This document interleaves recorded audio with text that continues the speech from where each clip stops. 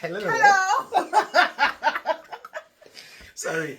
He was doing some aerobics and push-ups before this video started. Anyway, good morning, good afternoon, good evening, guys, depending on where you're watching from.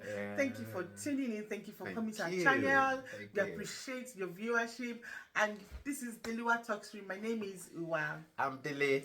And together we make up Deliwa. Good, thank you. Thank you. So today you are in for a good time. A couple of weeks back, we started this series on why couples grow apart. Okay, and we've had two of them. The first one was just an introduction of the things we'll be looking at in this series, and then the other one we then delved into reasons, the actual reasons why couples grow apart. And really, our passion is that everyone should experience bliss in their relationship. If you've been following us or watching any of our previous videos, you know that our passion is for couples to enjoy their relationship. And we think that this year, 2024, no matter what will come your way, no matter how the economic terrain of whichever country you are living in is, we believe that you should not allow it to affect your relationship.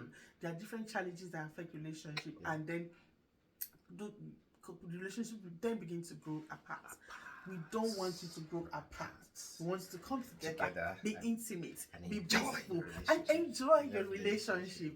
So we felt it's a very good idea to talk about the reasons why couples grow apart. Okay?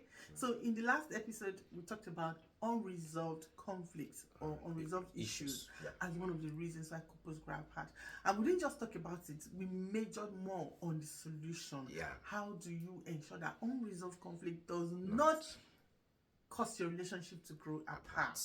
Okay, you will find the link to that video in the description box. Please do where to watch it. You will love it. You will benefit so much from it.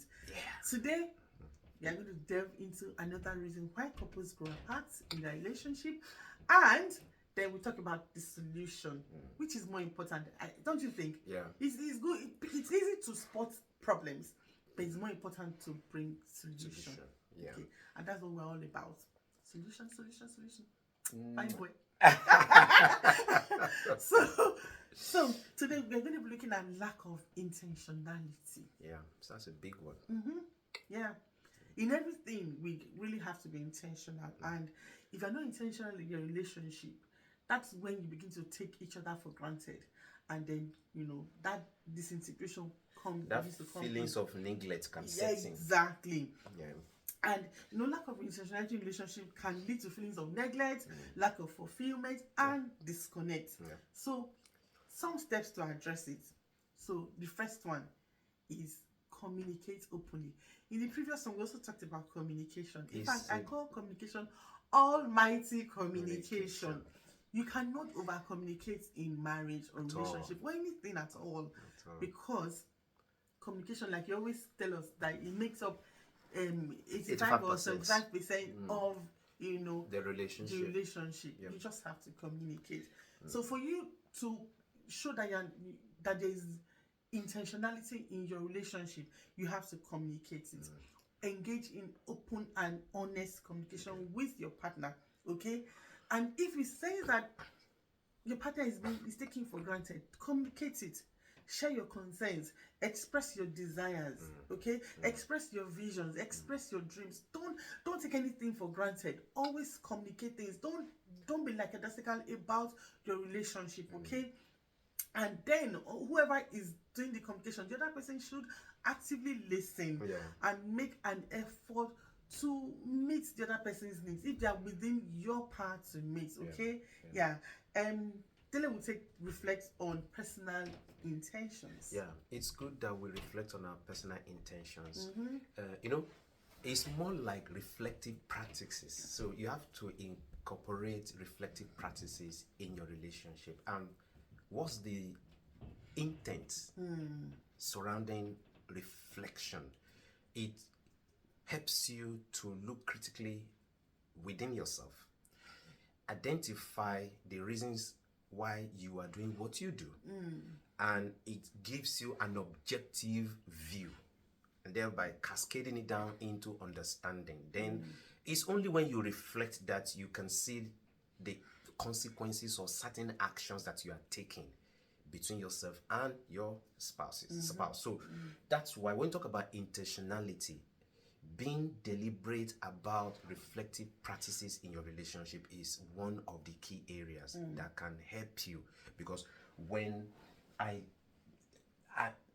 we constantly practice this, because if I'm angry with what my wife did or she's angry with what I did, we don't always talk and lash out based on that. We try to reason it out, and is the process of reflective practices that helps me to look at why she did what she did. Then I'm asking myself, I'm very objective, and because we are open and flexible, we don't just easily judge.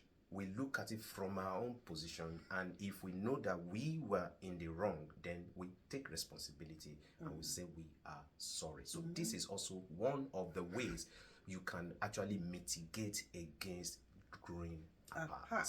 But you know that this thing that you just described, it took us years to get here. Yes. It's an act, please. Thank you for bringing that here. We've been married for over 21 years, so we did not just get here overnight. So even if you think that some of these things may take you time, don't worry. Just keep at it. You know, it will get better. Okay?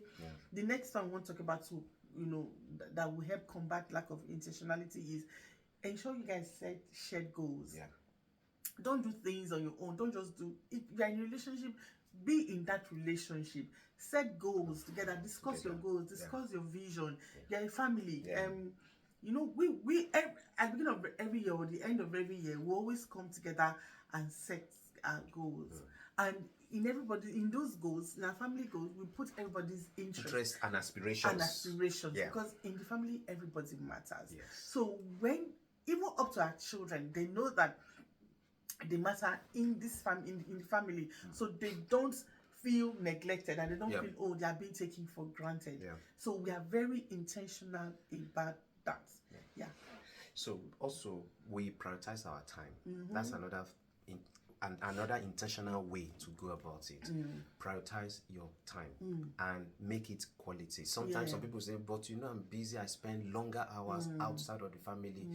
It's not about the longevity of the time, but the quality of the time that you spend with your family. When you get back home, are you really home psychologically and with your mind there? Quality time is very, very key. So sometimes, and that's not me to say we are perfect, because we are both very busy people. Sometimes I'll be the one that will take the step to tell her, no, let us speak with each other. Some other times she's the one that says, no, Dele, drop that thing. Sometimes I collect her phone and drop it somewhere. Sometimes she collects my phone and says, you are home. Sometimes we're watching a movie. Somebody's watching a movie. Another person is doing something completely different. So we were very, very mindful of that, and that is intentionality at work, and that's exactly what we're trying to address. We're intentional to show that, to ensure that our interest, comes to play in the way we spend our time, spend our money, spend our resources. Please don't take your spouse or your children for granted. Okay, and then you talked about this a bit, being present and mindful. When you're at home, please be at home. I know that a lot of us work from home these days, and then at times it's difficult to draw the line, especially when you work from home. Please learn to draw the line. When you're home, be home for your family, be home for your children, be home for even yourself. Draw the line, set boundaries, be intentional, put work away, and give your spouse, your children quality time. Give your partner quality time. Okay. Do family games. I mean, just go out, and some of these things don't have to cost money at all. Okay, and then the last one is show sensitivity. Be sensitive. Let's be sensitive. Okay? So be sensitive to me. I need money. So just to round this off, I want to say that please remember, building intentionality is a relationship. Building intentionality in a relationship requires consistent effort and commitment from both parties, not just one person, because that's why it could be very frustrating if only one person is doing the work. From both parties, that it is an ongoing process. So have that at the back of your mind. She said something earlier on, we didn't just arrive where we are today. It took us this 21 years now. So it's a process that requires active participation Yep. and genuine desire to prioritize and strengthen the connection. You must participate and there must be genuine desire. Yeah. Those two critical phrases are very powerful, and therefore we want to say big thank you for Thank you so much. for joining in this edition Yes, again. yes. And next time I think we're going to be taking on another point. Yes. And that will be like that should be part 4. I don't even know the parts. Like, we're The going next to do part. another issue why couples go apart, and we're also talking about the short solution Yeah. as well. Thank you so much. Thank Don't you forget so to subscribe if you haven't. Invite your family and friends to watch, because these are information that would help your relationship blossom in 2024, which is our goal. You must enjoy your relationship in 2024 because we are enjoying ours. Are we not? We are. And Of course, we you do- cannot say we are not. And we are not selfish. We want as many people who Yes. desire it to also enjoy it. Thank you guys. We Thank love you you. so much. God bless you. Bye.